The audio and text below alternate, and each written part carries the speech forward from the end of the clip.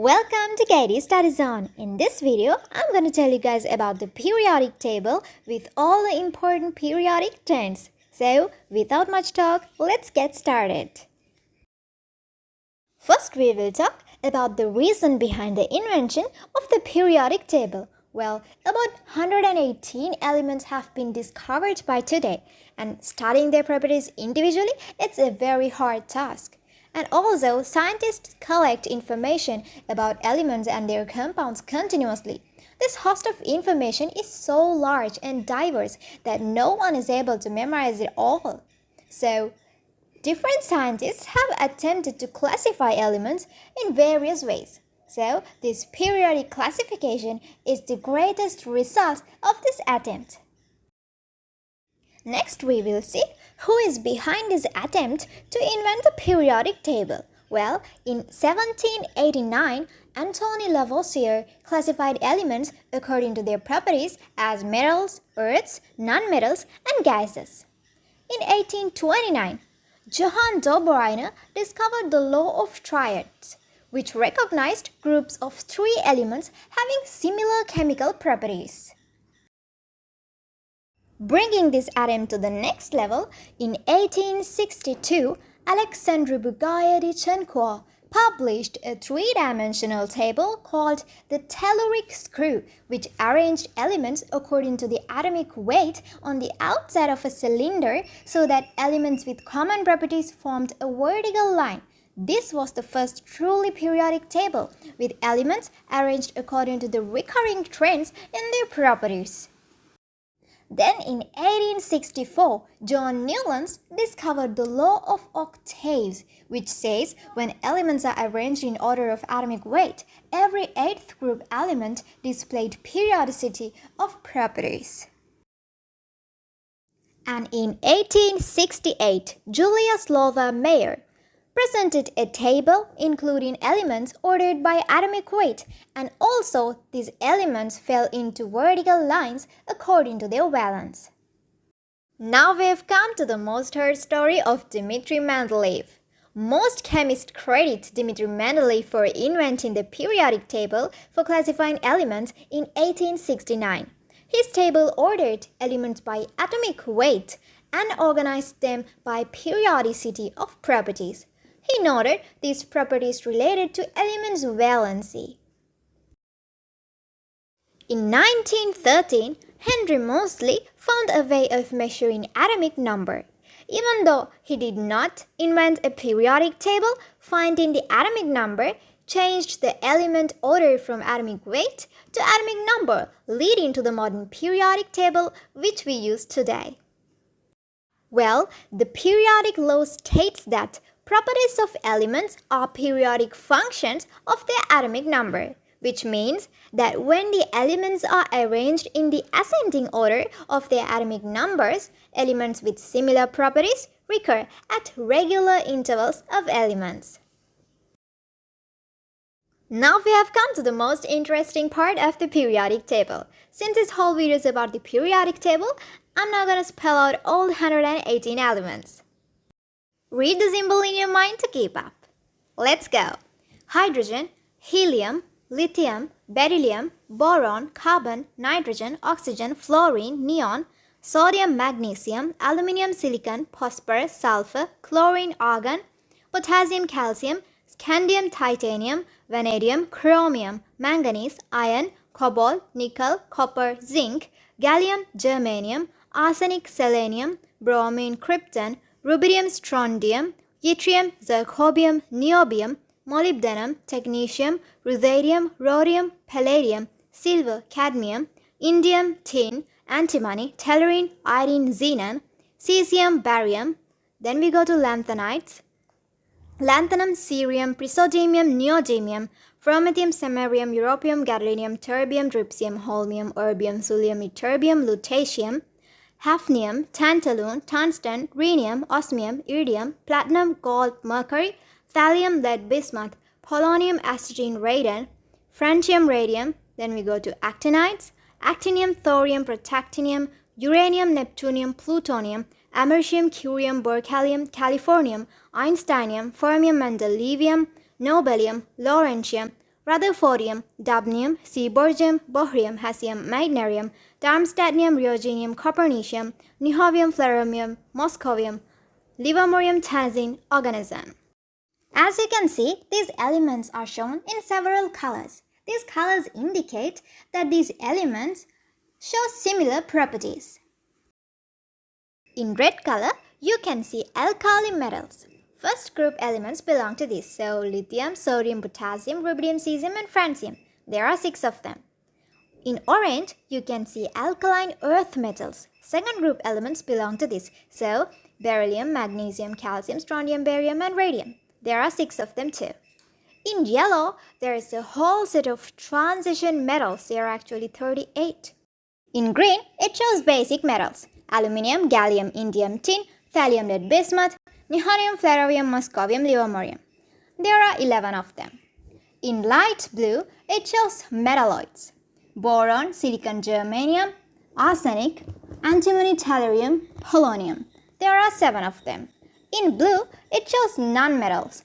Hydrogen, carbon, nitrogen, oxygen, phosphorus, sulfur, selenium. In light purple, it shows halogens. Fluorine, chlorine, bromine, iodine, astatine, tannazine belongs to this, which means 17 group elements. These are also nonmetals, so in total there are 13 nonmetals. In dark purple are noble gases. 18th group belong to this. Helium, neon, argon, krypton, xenon, radon, oganesson. There are 7 elements. And below in light pink, it shows lanthanides. There are 15. And in dark pink, it shows actinides. There are 15 too. Now let's see how elements are represented in the periodic table. On the up, it shows the atomic number, then the element symbol and element name, and then it shows the atomic mass. In the periodic table, horizontal rows are called periods and vertical columns are called groups. There are 18 groups and 7 periods. Now let's see how to divide elements into periods. Well, the period to which an element belongs is decided by the number of energy levels or shells carrying electrons in an atom of that element. Let's go through this table to understand this. If the number of energy levels carrying electrons is 1, the period is period 1. For example, hydrogen, which has atomic number 1 and electronic configuration 1 as 1, belongs to period 1. And if the number of energy levels carrying electrons is 2, period is 2. If it's 3, period is 3. If it's 4, period is 4. In the electronic configurations, you can clearly see the change in energy levels. Now let's see how to divide an element into groups. Well, properties of element depends on number of electrons present in its outermost energy level known as the valence electrons. For example, properties of lithium is similar to that of sodium. Both have only one valence electron. So it is seen that properties of any element in upper horizontal row is similar to those of the elements below it. The group to which the element belongs is decided by number of electrons in its outermost energy level. Let's go through this table to understand this. If the number of electrons in outer energy level of an atom of an element is 1, the group to which the element belongs is group 1. For example, hydrogen, which has atomic number 1 and electronic configuration 1 is 1. So hydrogen belongs to group 1. If there are 2 electrons in outer energy level, the element belongs to group 2. If it's 3, group 3. If it's 4, group 4, and so on. If the element has a stable electronic configuration, then it belongs to group 18.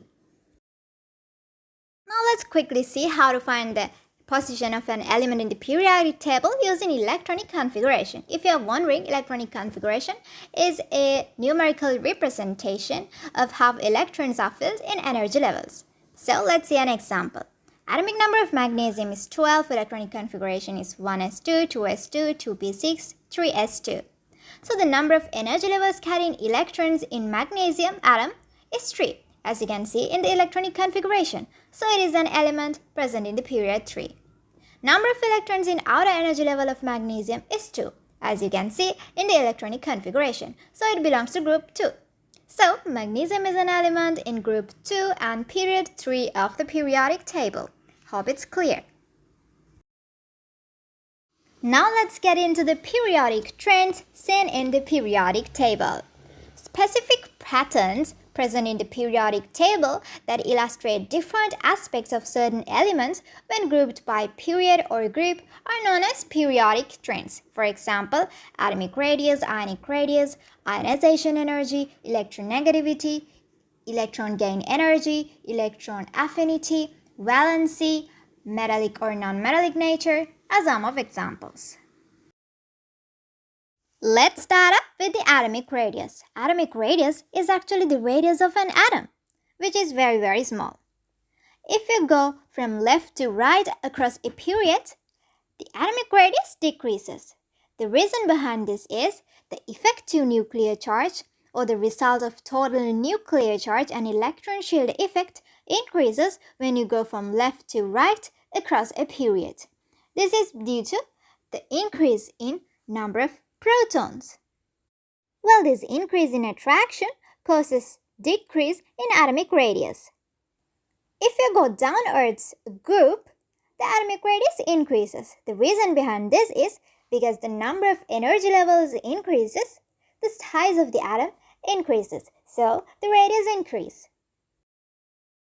Next, we will see about the ionic radius. Well, this depends on the type of the ion that the element tends to form.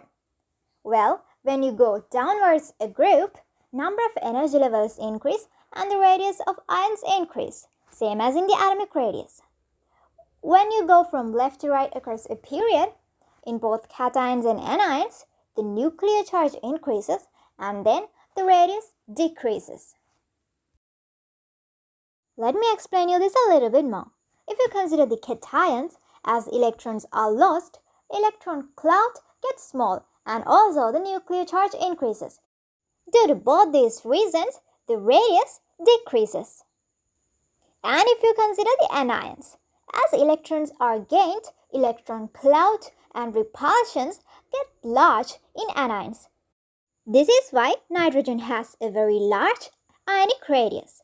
But when we are going right across the period, nuclear charge increases, so radius again decreases in anions as well. Usually, anions has a larger radius than cations. For example, if you consider the second group, nitrogen 3- is the largest ion and boron 3+ is the smallest ion. Next, we will see ionization energy.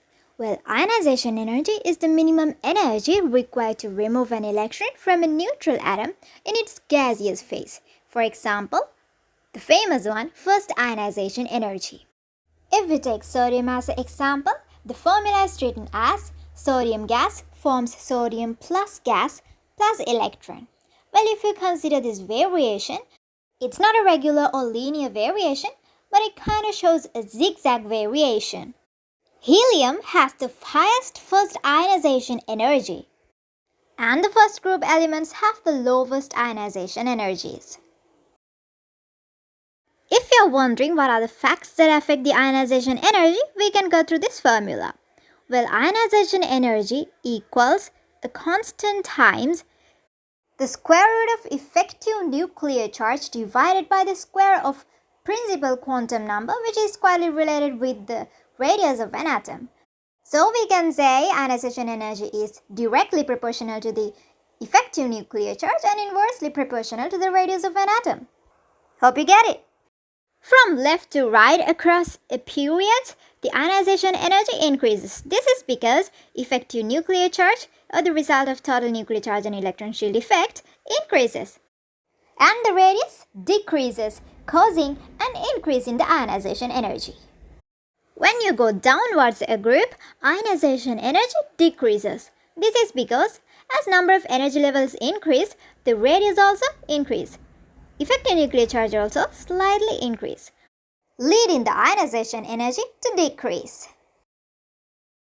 Next, we will look about the electronegativity.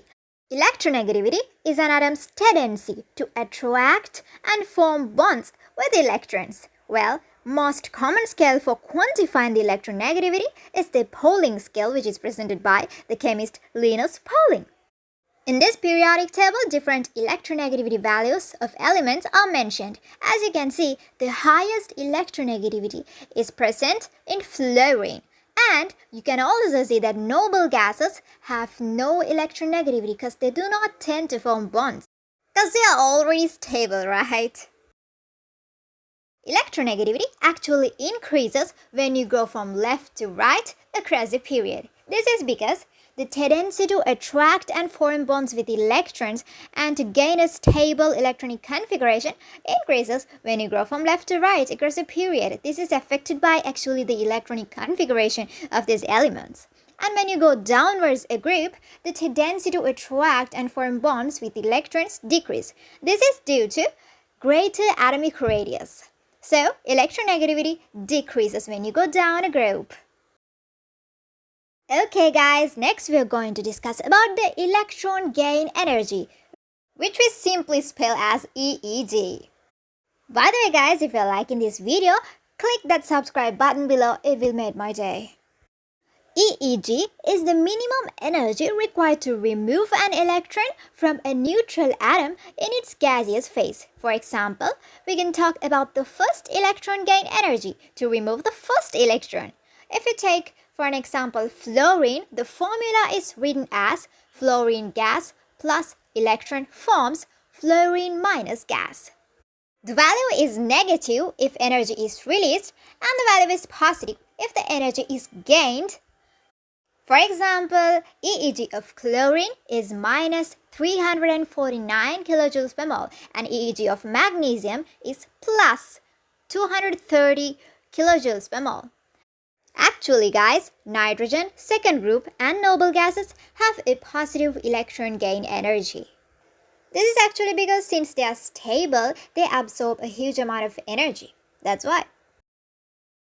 When you go from left to right across a period, the electron gain energy increases. This is because with the decrease of atomic size and the increase in nuclear charge, the attraction of the nucleus for the incoming electron increases. And when you go downwards a group, EEG decreases. This is because with the increase of atomic size, the attraction of the nucleus for the incoming electron decreases. Well, chlorine has the highest electron gain energy, which is minus 349 kilojoules per mole, even though fluorine was supposed to have the highest electron gain energy according to the periodic trend. Higher electron repulsions and the smaller size of fluorine makes EEG of fluorine lower than chlorine. Next, let's get into electron affinity, which is almost similar to electron gain energy. Well, electron affinity is the ability of an atom to accept electrons. Electron affinity has the same value as electron gain energy, but the opposite sign. Well, so we can say electron affinity equals to negative value of electron gain energy. For example, EEG of chlorine was minus 349 kilojoules per mole, as you can remember. So electron affinity of chlorine is plus 349 kilojoules per mole. Well, the periodic trend is same as the electron gain energy. Alright, now we are going to metallic character.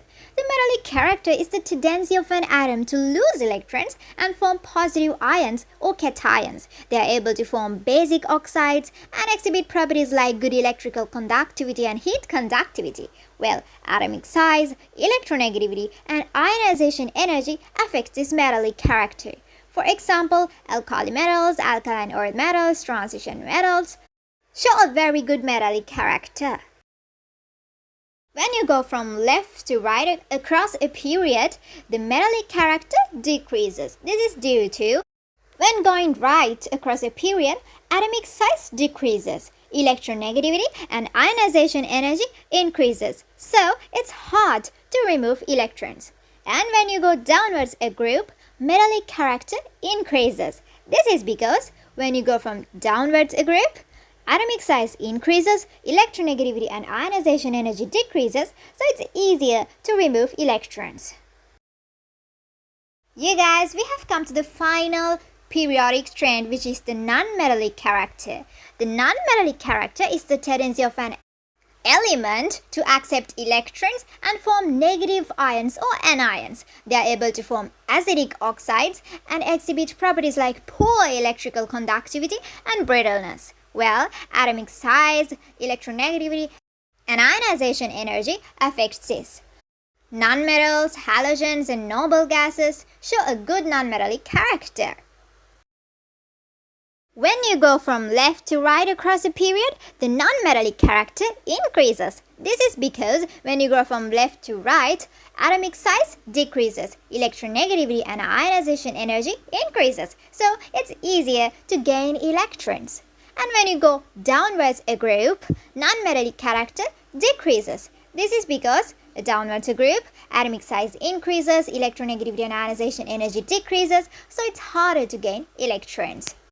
I hope everything is clear for you guys.